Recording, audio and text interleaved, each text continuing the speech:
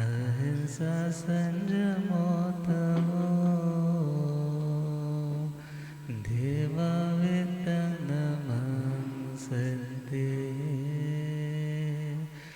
जसधमे सया मणो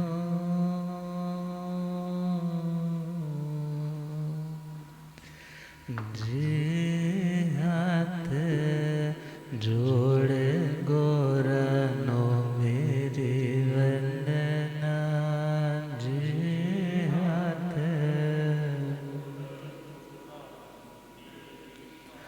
एक बार वंदना हजार बार वंदना एक बार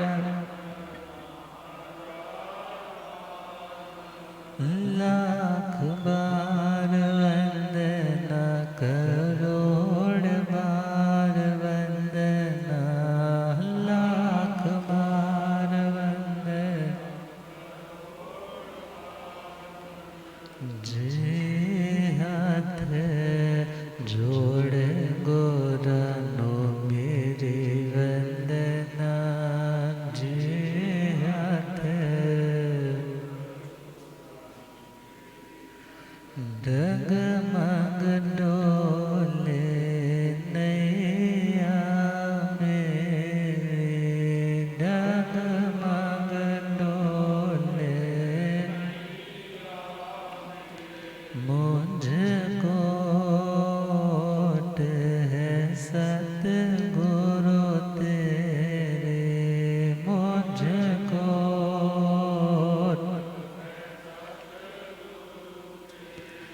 जिया भसागर पार लंघना जिया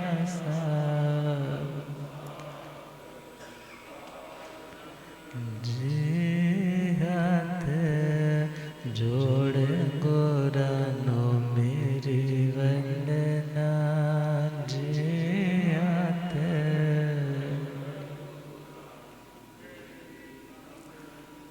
अनंत अनंत शांति के निकेतन शासनपति श्रमण भगवान महावीर स्वामी के पावन चरणारविंदों में हार्दिक भावना वंदन नमन।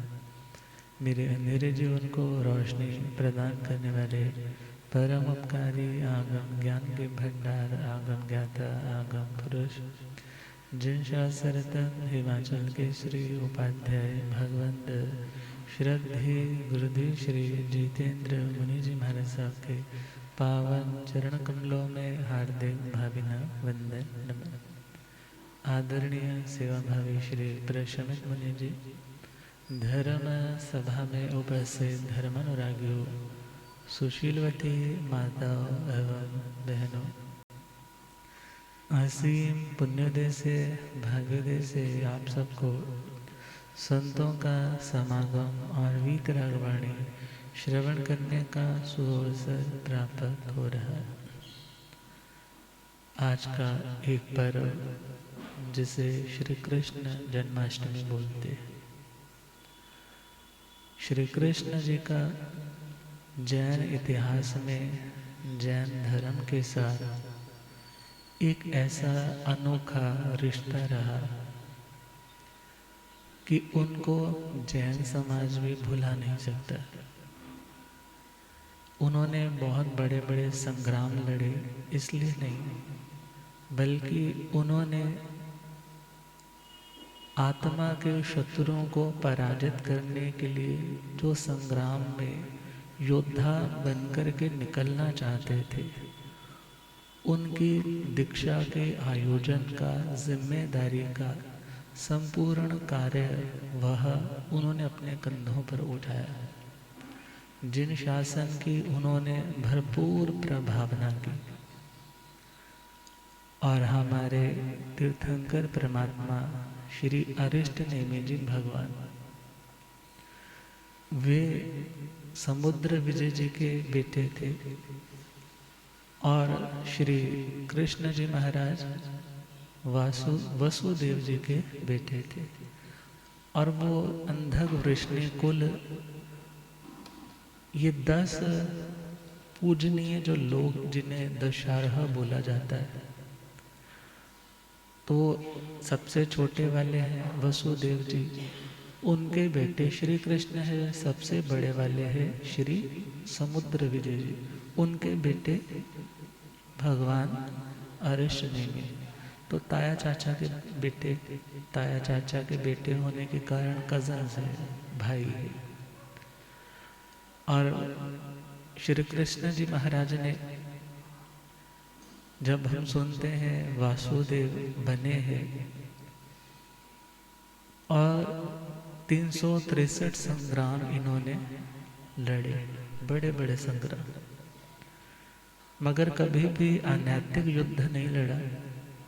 नीति से चले हैं, निशस्त्र पे प्रहार नहीं, पीठ पीछे प्रहार नहीं, सोए हुए पर प्रहार नहीं, जो चरणों में गिर गया उसके ऊपर प्रहार नहीं। ज्ञाता धर्म कथांजलि सूत्र में जब हम श्रवण करते हैं, द्रौपदी का वो सीन आता है कि किस तरह द्रौपदी का अपहरण होता है और किस प्रकार श्री कृष्ण जी महाराज उन्हें लेने के लिए अमरकंका, उस धातकी खंड में अमरकंका राजधानी में जाते हैं, जहाँ का पद्मनाभ राजा है, और उसे पराजित करना चाहते हैं। मगर जैसे ही वो पहुँचे हैं और उन्होंने अपना स्वरूप विकराल बना लिया और थाप लगा लगा करके मानो उस किले की दीवारें टूटने लग पड़ी, तो उस टाइम वो द्रौपदी के पास आया कि मैं तो मारा जाऊंगा।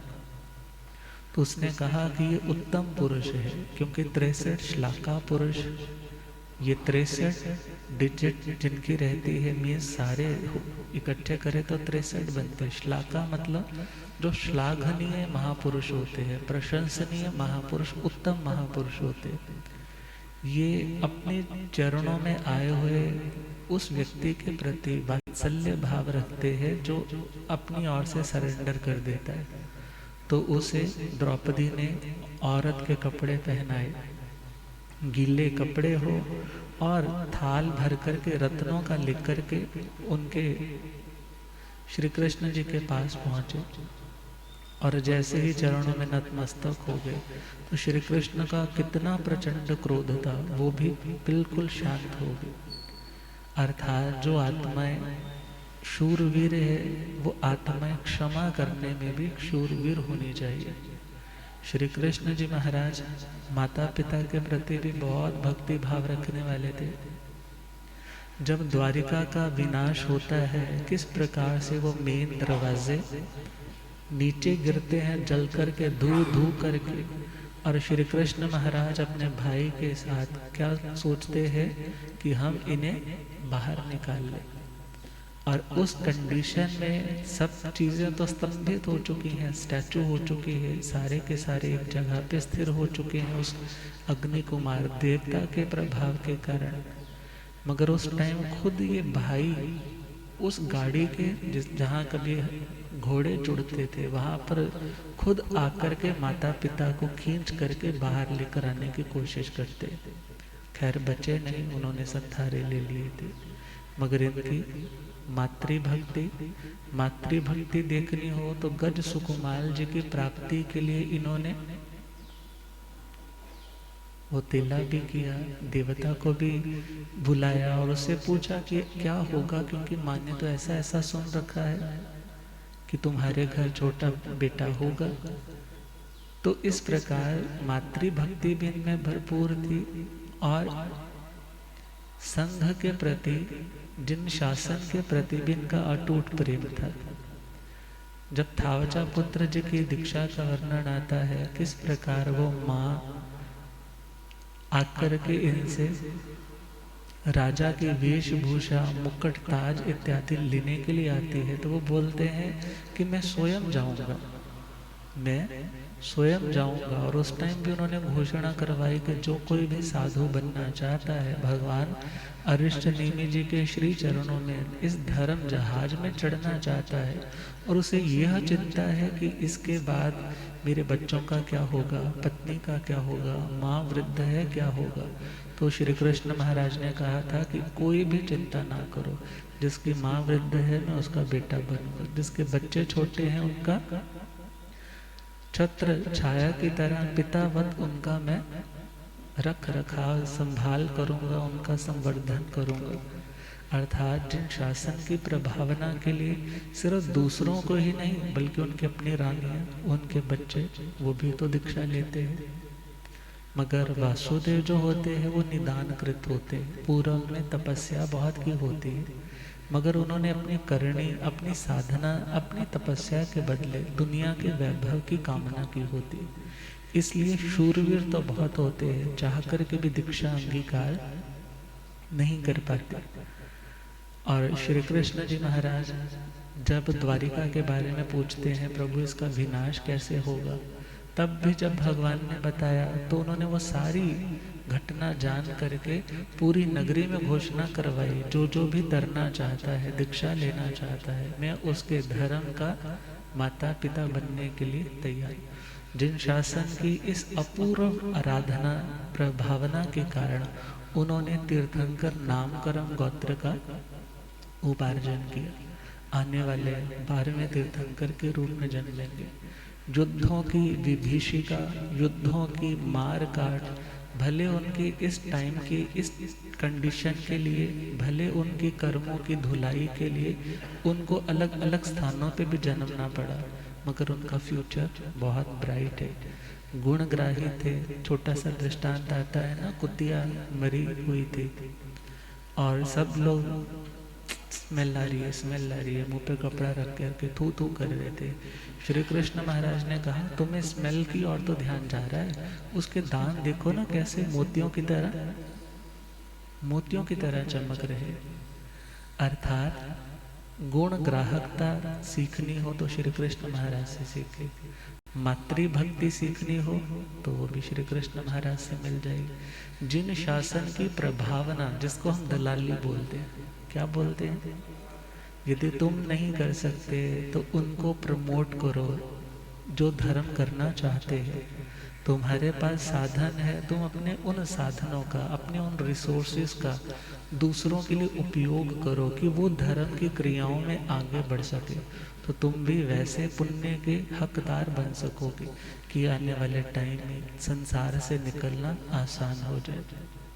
तो आज का मंगलमय दिन श्री कृष्ण जन्माष्टमी का, और भगवान अरिष्ट नेमि जी के चचेरे भाई थे, जिन शासन की अपूर्व प्रभावना की थी, गुणग्राही थे, बहुत सारी इनकी क्वालिटी से।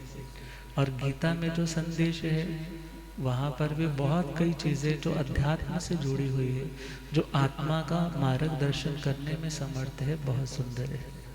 अब हम पहुँचे अपने टॉपिक पे, श्री महावीर स्तुति और 11वीं गाथा, जहाँ पर आचार्य श्री सुधर्मा स्वामी जी महाराज श्री जम्बू स्वामी जी महाराज के पूछने पर भगवान कैसे थे उसका उत्तर उपमाओं के माध्यम से दे रहे हैं। भगवान के चरणों में आकर के दुनिया के लोगों को कैसी खुशी मिलती थी, क्योंकि कोई भी व्यक्ति किसी के पास जाता है तो क्यों जाता है, क्योंकि वहाँ जाने से उसे आनंद मिलता है, संतोष मिलता है, शांति मिलती है।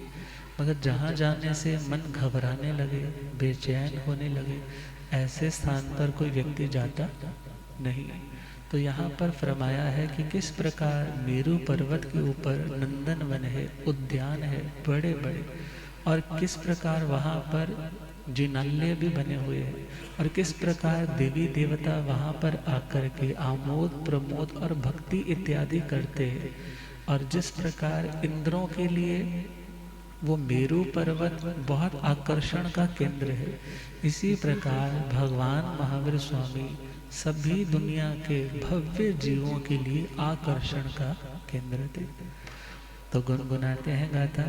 पुठे न भेचिटे भूमि वठिए, पुठे न भेचिटे भूमि, जं सूर्यानो परिवर्तयते, जं सूर्यानो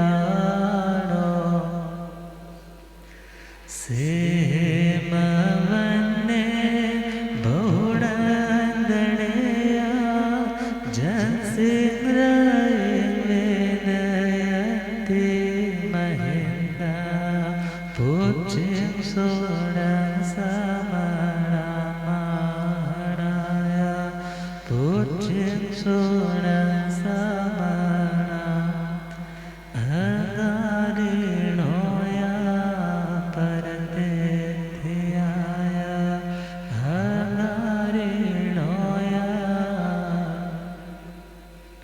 पुट्ठे नभे चिट्ठई भूमि वटी, वो मेरू पर्वत, क्योंकि कल हमने सुना था जो 1000 योजन धरती के अंदर धंसा हुआ है और 99,000 योजन जो आसमान की ओर है। अब यहाँ पर उसी को और एलेबोरेट कर रहे हैं और आगे उसका विस्तार कर रहे हैं। पुट्ठे नभे चिट्ठई भूमि वटी, वो मेरू पर्वत जो नभे पुट्ठे, नभ बोलते हैं आकाश को, किसे? आकाश को, आसमान को। और वह मेरू पर्वत पुट्ठे, पुट्ठे का मतलब ये नहीं पुट्ठा होकर कैसे है, पुट्ठे का मतलब स्पृष्ट, स्पृष्ट का मतलब जिसने आसमान को छू रखा है, आसमान को छू रखा है। चिट्ठई भूमि वटी, और वह भूमि पर अवस्थित होकर के, चिट्ठई में स्थिर है, भूमि पर अवस्थित होकर के, भूमि पर स्टेबल होकर के अवस्थित है, मीन्स भूमि पर रह करके वो आसमान को छू रहा है। कहाँ रह करके? और जो व्यक्ति अपनी मिट्टी से जुड़ा रहता है वो व्यक्ति सच में आसमान छू सकता है।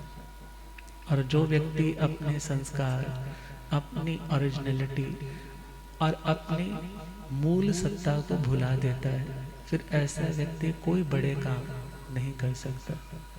जैसे वो मेरू पर्वत भूमि पर अवस्थित है और आसमान को स्पर्श करता है, ऐसे ही भगवान महावीर स्वामी थे। कैसे? क्योंकि भगवान धरती पे रहते हुए भी सिर्फ मेरू पर्वत की हाइट तो कुछ योजन, 1000 योजनों की है, मगर भगवान की महानता तो पूरे ब्रह्मांड में फैली हुई थी। भगवान का ज्ञान लोक नहीं बल्कि आलोक को भी प्रकाशित करता था, उसे भी भगवान देख सकते थे। पुट्ठे नभे चिट्ठई भूमि वठी, अर्थात जो अपनी भूमि पे, अपनी मर्यादा पे, अपने ओरिजिनलिटी से जुड़ा हुआ है, और भगवान भी अपनी ओरिजिनलिटी, अपनी आत्मा से जुड़ करके बहुत विस्तार कर चुके थे। और लिखने वाले ने लिखा है, जो व्यक्ति अपने मूल को, अपनी फाउंडेशन को भुला देता है, फिर उस व्यक्ति की वो पर्सनैलिटी, वो गगनचुंबी भी समझो, सपोज आज बहुत नाम है, मगर उसको धाराशायी होते टाइम, क्योंकि फाउंडेशन से जुड़ करके हवा में कितनी देर कोई तैर सकता है।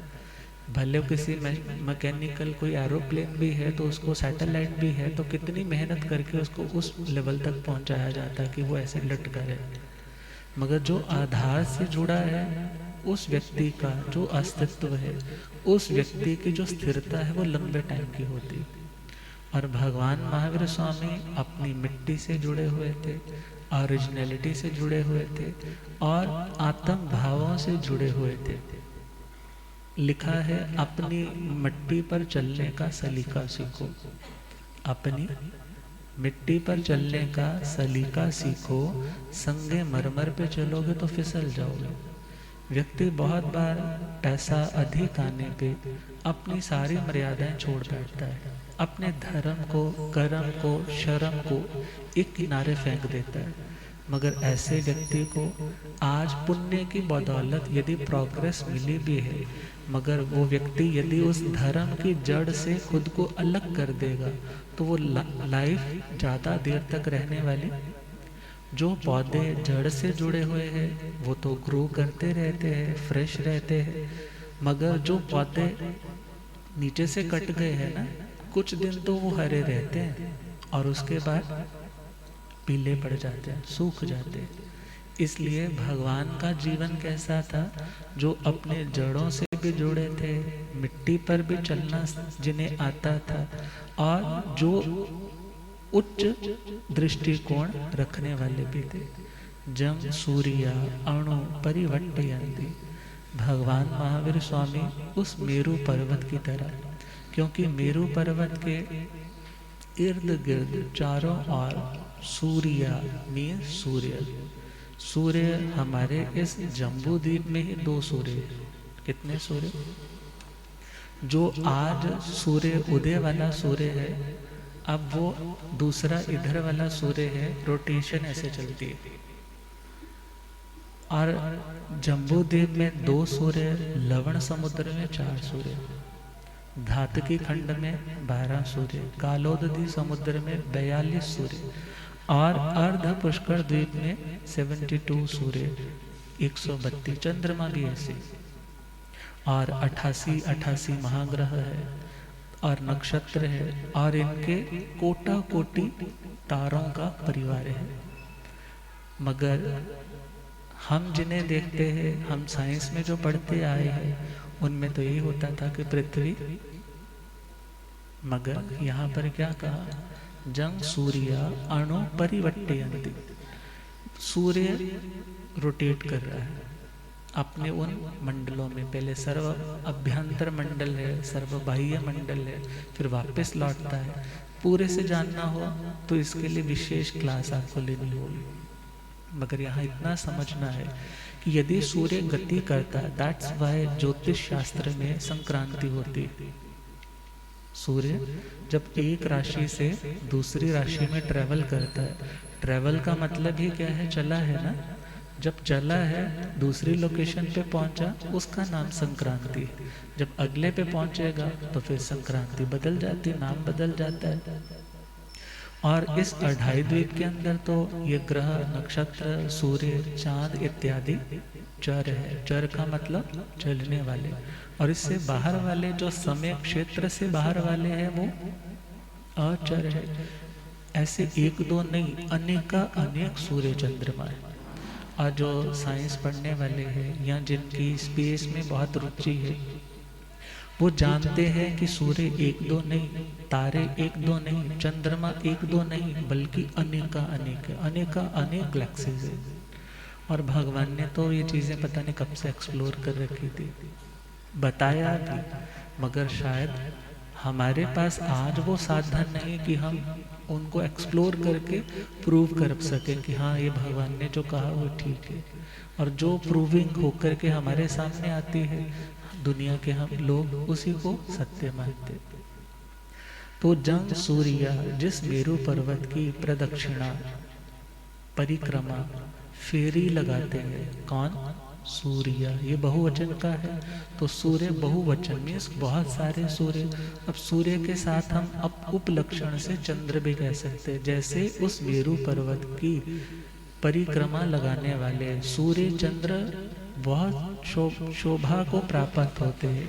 मेरू पर्वत की भी शोभा अलग दिखाई देती है, क्योंकि मेरू पर्वत यदि हम धरती से देखें तो 790 योजन से वो ज्योतिष मंडल स्टार्ट हो जाता है।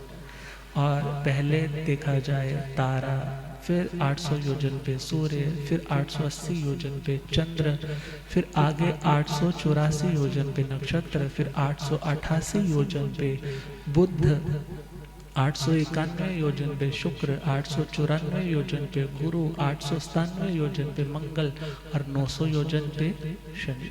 ये ऐसा नहीं कि बस ऐसे, बल्कि जैसे एक बहुत बड़ी थाली हो और उसमें ऐसे ऐसे राउंड्स हो, राउंड से ऐसे सर्कल हो, तो इस तरह से ये तो फैला हुआ है।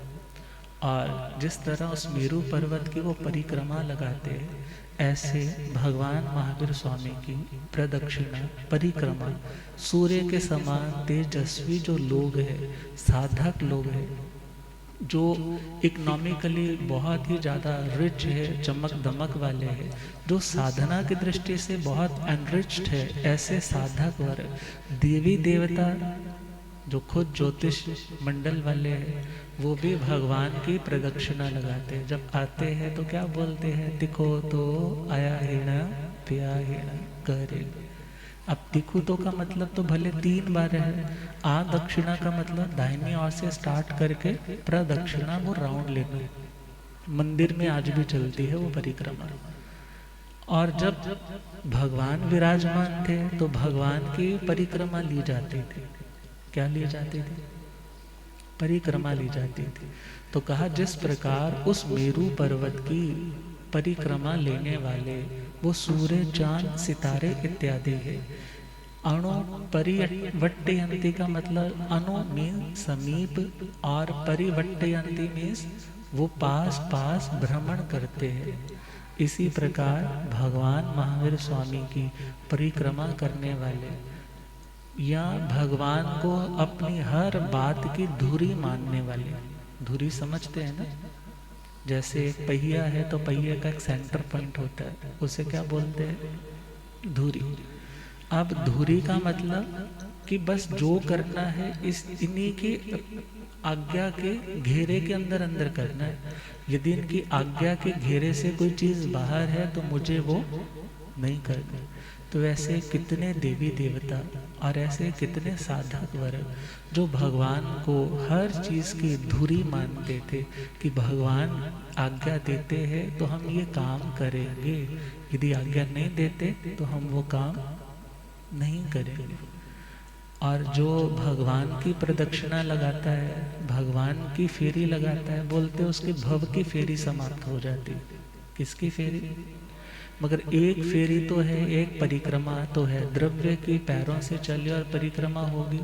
मगर जो भावों से परिक्रमा है वह है भगवान की आज्ञा और उनकी आज्ञा के अनुरूप चलना, उनकी आज्ञा के अनुरूप इस अकॉर्डिंगली, उसके साथ अलाइनमेंट बना करके, उसके साथ अट्यून होकर के चलना।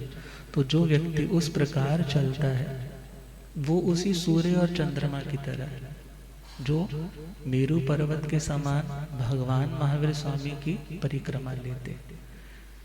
वैदिक संस्कृति में एक स्टोरी आती है कि शिव और पार्वती जी, उनके पास 2 बेटियां आई, रिद्धि और सिद्धि। कौन आई? जानते होंगे ना सारे, रिद्धि और सिद्धि। अब उन्होंने कहा कि ये 2 लड़कियां आई हैं, उन्हें देंगे जो एक बार इस पूरे 3 लोक का चक्कर लगाएगा। कार्तिकेय जी ने कहा मेरे पास तो मोर है, मयूर है, मैं तो उसके ऊपर ये हाई स्पीड पे जाएगा, मैं तो इस पे बैठ के राउंड लेकर के आ जाऊंगा। अब गणेश जी सोचने लगे भाई मेरे पास तो कौन है, मेरे पास तो मेरी सवारी कौन है? मूषक है, वो चूहा है। तो वो कार्तिक तो मत्था टेक करके निकल गया। मगर इधर गणेश जी उनके ध्यान में आया कि मेरे को तीनों लोग की परिक्रमा करनी है, तो किसकी परिक्रमा करूं? बोलो, माता पिता की। वो उन्होंने अपने माता पिता के राउंड्स लगा लिए, परिक्रमा कर ली और बैठ गए आराम से। और उतनी देर में कुछ टाइम के बाद कार्तिकेय जी भी पहुंच गए। कहने लगे मैं तीनों लोग की परिक्रमा लगा करके आ गया। मगर उन्होंने क्या कहा, तुम्हारे से पहले परिक्रमा किसने लगाई है? गणेश ने। अब ये बात बताती क्या है? एक तो है द्रव्य से घूमना और एक है भगवान को अपने इष्ट को अपना सर्वस्व मान करके उनकी आज्ञा के अनुरूप चलने का अभ्यास कर। तो भगवान महावीर स्वामी को हर काम में अपना सेंटर पॉइंट मान करके जो चलने वाले थे वो सूर्य चांद की तरह चमकने वाले साधक वर्ग थे। तभी तो क्या कहा, वीर प्रभु भगवान को कैसे जाने, वीर प्रभु भगवान उंज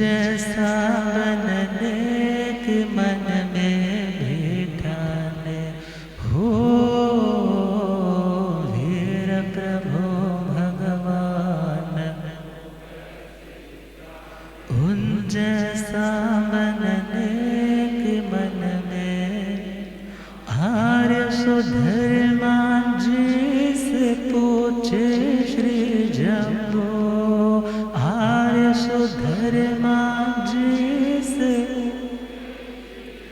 कृपा करो स्वरूप प्रभु का हम जाने, वीर प्रभु भगवान को कैसे उन जैसा बनने के मन में, आसमान जो छुए वो मेरो स्थिर है भूमि पर, सूरज चंदा घूमे चारों और लगे सुंदर, आसमान जो छुए वो मेरो स्थिर है भूमि पर, सूरज चंदा घूमे चारों और लगे, प्रभु वीर को मेरो जैसा जो माने, प्रभु वीर को मेरो जैसा उन जैसा बनने के मन में भी ठाने, हो वीर प्रभु भगवान को उन जैसा बनने के मन में।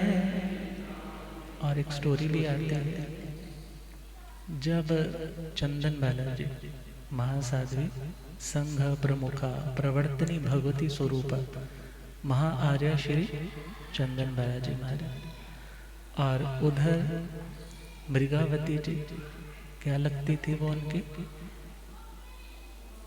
मौसी, मौसी कौन लगती थी, कौन लगती थी, मृगावती जी। और भगवान महावीर स्वामी के चरणों में वो बैठे थे, शाम होने को आ रही थी, और उधर से चंद्र सूर्य अपने मूल शरीर के साथ वहां पर आए हुए थे। देह की कांति, द्युति, प्रकाश इतना, लाइट इतनी कि बाकी साधनियां तो उठ उठ करके चली आई, मृगावती जी को कुछ पता, लाइट ही इतनी, उनको कोई एहसास ही नहीं हुआ कि सनसेट हो चुका। वो बैठे रहे, जब बैठे रहे, जैसे ही वो चंद्र सूर्य गए और उसी टाइम एकदम क्या हो गया, अरे अंधकार हो गया, बाकी साधनियां भी चली गई, और एकदम से बाहर निकले, डर भी है, अंदर भय भी है, गलती का एहसास भी है। जैसे ही पहुंचे, चंदन बालाजी कहने लगे, आप जैसे योग्य महासतियों को ऐसा शोभा नहीं देता। तो उन्होंने क्या कहा कि मुझे पता, प्रकाश ही इतना था कि मुझे पता नहीं चला कि अंधकार हो चुका है। बस एक लाइन ही बोली थी, आप जैसी महासतियों को ऐसा शोभा नहीं देते। पश्चाताप, आंखों से आंसू आने लग पड़े, कैसा प्रमाद हो गया, मेरे कारण मेरी गुरने के ऊपर कोई नाम ना लग जाए, कोई इनको बुरा ना कह दे, मेरे से प्रमाद हो गया। और रात भर पश्चाताप, अपनी निंदना, आलोचना, ग्रहणा कर रही, और भावों की उत्कृष्ट श्रेणियां, सीढ़ियां चढ़ते चढ़ते शपक श्रेणी का आरोहण हो जाता है। उन्हें केवल ज्ञान, केवल दर्शन पैदा हो जाता है। गुरने की मीठी डांट मिली थी, मगर आगे से झगड़ा नहीं किया, मैनू पता नहीं लग गया इसमें कौन सी बड़ी बात है, ऐसा कुछ नहीं, मेरे से गलती हो गई, दोबारा से ऐसी गलती। और इतना पश्चाताप किया कि आंखों से झरझर नीर बहा रही है, और उस पश्चाताप की नीर में मानो उनके घाती कर्मों की मैल भी धुल जाती है, और केवल ज्ञान का सूरज जगमगाने लग जाता है। और इधर महासाध्वी चंदन बालाजी, अंधेरी रात है, अमावस्या की काली रात हो गई, प्रकाश का कोई ऐसा स्थान नहीं है जहाँ से कोई रोशनी आ सके, और उस गहन अंधकार में एक काला, विषैला, भयंकर सांप महासती चंदन बालाजी के बाजू ऐसे थे, निकलने लगा। और मृगावती जी तो बैठी है ना, उन्हें तो अंधकार में भी बोलो, दिख रहा है, केवल ज्ञान का सूर्य जगमगा रखा। उन्होंने उनकी बाजू को उठा करके ऊपर कर दिया, सांप निकलने लगा। चंदन बालाजी एकदम उठ गए, क्या हुआ, मेरी बाजू क्यों उठाई? कहने लगे, गुरनी जी महाराज, सांप गुजर रहा था, तुम्हें इतने अंधकार में कैसे दिखा? नजर दौड़ाई तो कुछ हल्का सा खिड़की के पास जाता हुआ दिखा कि हाँ सांप है। कहने लगे, आपको ये दिखाई कैसे दिया? आपको कोई ज्ञान पैदा हुआ है? कहने लगे, आपकी कृपा। क्या कहा? आपकी कृपा।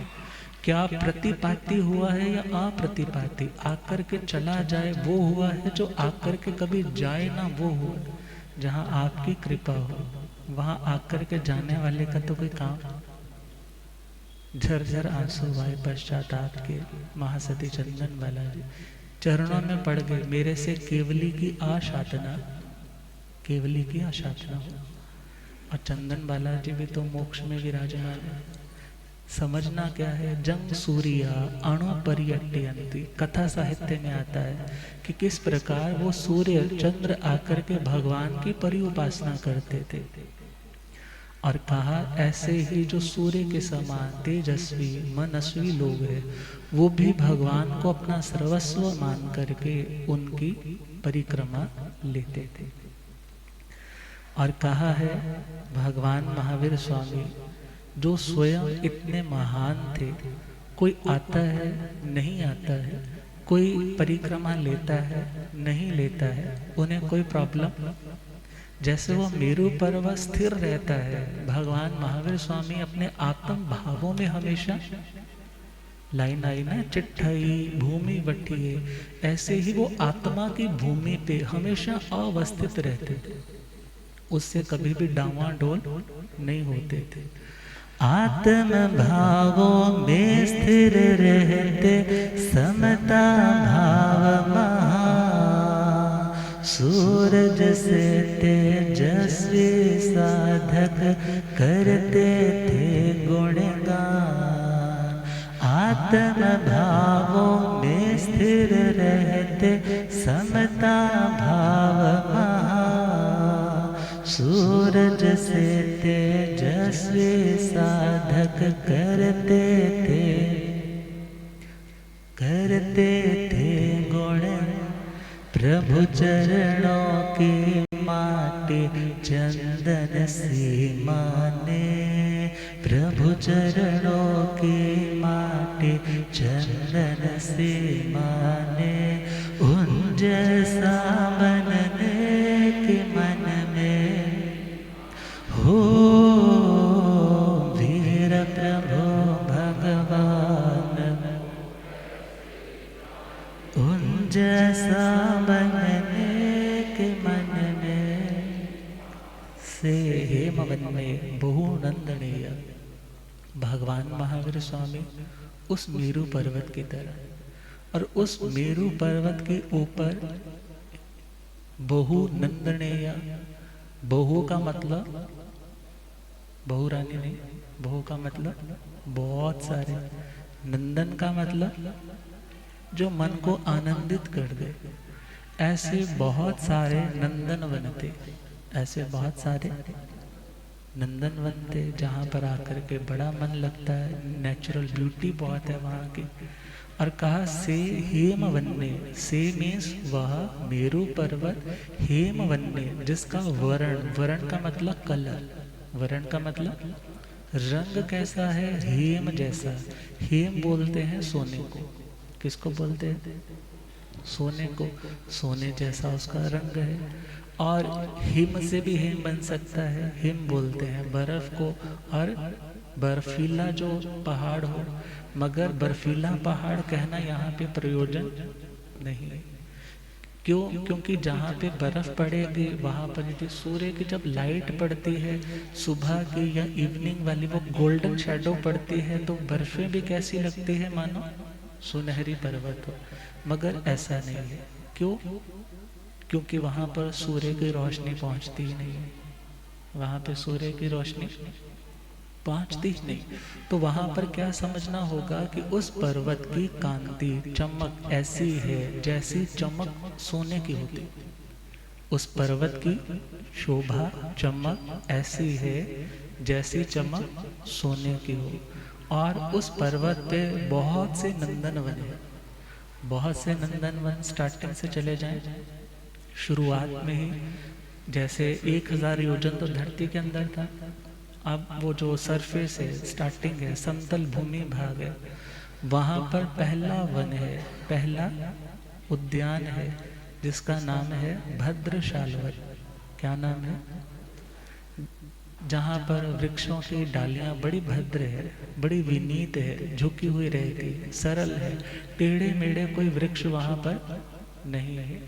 और उस भद्रशाल वन पे भी यदि हम देखें, पूर्व पश्चिम उत्तर और दक्षिण 50 योजन इधर बढ़े, 50 योजन इधर बढ़े, इन चारों साइड्स में 50-50 योजन जाने पे एक एक सिद्धायतन है। एक एक क्या है? सिद्धायतन का मतलब उन तीर्थंकरों के उन्होंने स्मृति के रूप में, उनकी अभिवंदना करने के रूप में, कि यदि हम यहाँ पर एंटरटेन करने आते हैं तो सिर्फ एंटरटेनमेंट करना हमारा प्रयोजन ना हो, बल्कि प्रभु की भक्ति कर सके। तो वहाँ पर उन्होंने उस तरीके से भगवान के स्टैचूस, भगवान की मूर्तियाँ बना करके रखी हुई। बिकॉज देवी देवता कर्म काटने के लिए तपस्या, नियम, पच्चखान, देश विरति तक भी अंगीकार नहीं कर सकते। इसीलिए शास्त्रों में देवी देवताओं के वर्णन में तो ये वर्णन आ जाता है, मगर श्रावक श्राविकाओं के वर्णन में तो उन्होंने 11 प्रतिमाओं की साधना की, उन्होंने 1 महीने की संलेखना की, 5 महाव्रत, 3 गुण व्रत, 4 शिक्षा व्रत, ये साधना की, ये वर्णन तो आता है। मगर देवी देवताओं का वर्णन क्या आता है?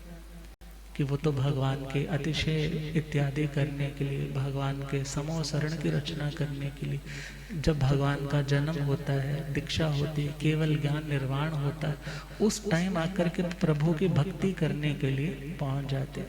तो वहाँ पर 50-50 योजन जाने पे सिद्धायतन है। और जो विदिशाएं हैं, विदिशाएं मतलब उन दिशाओं का जो सेंटर पॉइंट है, जैसे पूरब है और इधर वाला उत्तर है, तो सेंटर जो पॉइंट है, सेंटर पॉइंट में आगे बढ़े तो 4 बावड़ियाँ हैं। बावड़ियाँ का मतलब जो नेचुरल पानी के सोर्सेस आ जाते हैं, जो लोग शिंगला यात्रा पे गए होंगे वो समझ जाएंगे। वहाँ पर शिंगला यात्रा पे लोगों ने देखा होगा, वहाँ पर किसी न किसी टेम्पल में या किसी स्थान पे नेचुरल पानी का सोर्स, पता नहीं पानी आ रहा है, तो ऐसे वहाँ पर 4 तो बावड़ियाँ हैं, नेचुरल, बहुत मीठा, बहुत क्वालिटेटिव पानी है, जिसमें कमल भी है और 3 सोपान, 3-3 सीढ़ियाँ भी है नीचे उतरने के लिए।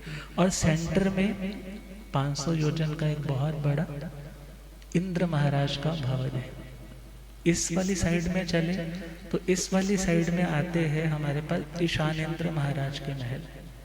इस वाले में भी, इस वाले में भी, दोनों विदिशाएं हैं। और जब इधर जाएंगे तो सेम वाला कंसेप्ट चलेगा कि 50 योजन पे तो सिद्धायतन है, और उसकी इस विदिशा में, क्योंकि डायरेक्ट तो सिद्धायतन बने हैं, बीच वाले में पहले 4 बड़े बड़े वो पॉन्ड्स बने हैं नेचुरल वाले, और सेंटर में इधर चलेंगे तो शक्रेंद्र महाराज का महल। आपकी लैंग्वेज में बोले तो उनके वहाँ पे फार्म हाउसेस बने हुए। गुरुदेव पधारे हो, रब मेरा सतगुरु बन के आया,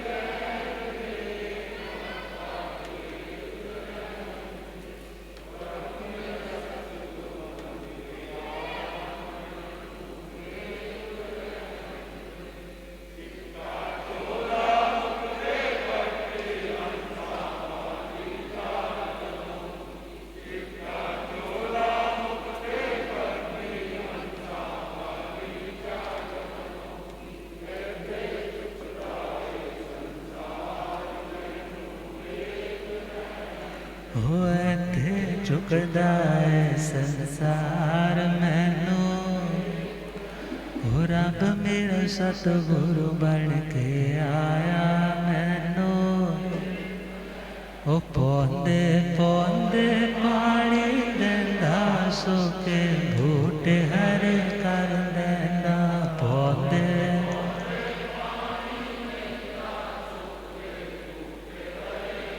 हो केड़ा माली बन के आया मैनू, हो केड़ा माली बन के आया मैनू। हो रब मेरा सतगुरु बन के आया मैनू। बोलिया ज्ञाता आगम पुरजन शास्त्र कन्या हिमाचल के श्री उपाध्याय भगवंत श्रद्धे गुरुदेव श्री जितेंद्र मुनि जी महाराज की।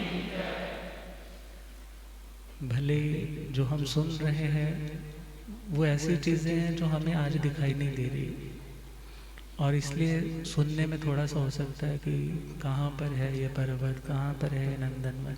मगर जो केवल ज्ञानियों ने अपने ज्ञान के प्रकाश में देखा, मानो हम भी उसके रूबरू हो पा रहे हैं इस ज्ञान के माध्यम से। तो भद्रशालवन, जहाँ पर चारों दिशाओं में सिद्धायतन है और विदिशाओं में बावड़ियाँ, सेंटर में इंद्रों के महल, इधर ईशानेंद्र महाराज के और इधर शक्रेंद्र महाराज। और जिस प्रकार वहाँ आकर के उनका बहुत मन लगता है, बहुत आनंदित होते हैं, बड़ा संतोष मिलता है, देवलोकों को छोड़ करके वहाँ आ जाते हैं। इसी प्रकार भगवान महावीर स्वामी थे कि उन्हें दुनिया के वो वैभव अच्छे नहीं लगते थे। जहाँ भगवान होते सब कुछ छोड़ करके देवी देवता वो इंद्र महाराज भगवान के श्री चरणों में पहुँचे। तो इसके बारे में क्योंकि अगले नंदन वनों का वर्णन भी है तो कल करेंगे। आप श्रद्धे गुरुदेव जी हमारे साथ कृपा करेंगे। ओम